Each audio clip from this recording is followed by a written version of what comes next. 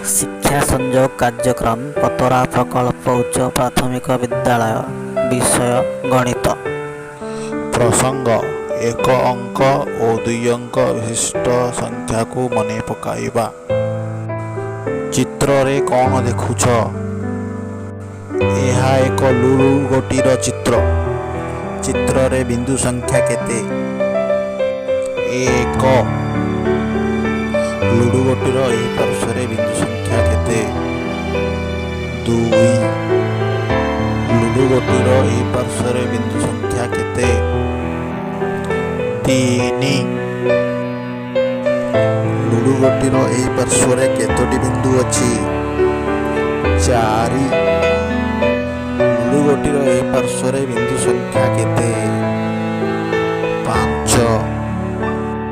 ଆଚ୍ଛା କହିଲ ଦେଖି, ଲୁଡୁ ଗୋଟିର ଏହି ପାର୍ଶ୍ୱରେ ବିନ୍ଦୁ ସଂଖ୍ୟା କେତେ? 6। ଆସ ଆମେ 1ରୁ 9 ପର୍ଯ୍ୟନ୍ତ ସଂଖ୍ୟାକୁ ପଢ଼ିବା ଓ ମନେ ପକାଇବା। 1, 2, 3, 4, 5, 6, 7, 8, 9।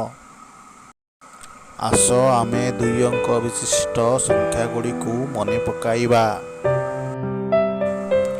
ଥିଲା 9 ଆସିଲା 1 ହେଲା 10। ସେହିପରି ଥିଲା 10 ଆସିଲା 1 ହେଲା 11। ଥିଲା 11 ଆସିଲା 1 ହେଲା 12। ଥିଲା 12 ଆସିଲା 1 ହେଲା 13। ସେମିତି ଥିଲା 13 ଆସିଲା 1 ହେଲା 14। ଥିଲା 14 ଆସିଲା 1 ହେଲା 15। ଥିଲା 15 ଆସିଲା 1 ହେଲା 16। ଥିଲା 16 ଆସିଲା 1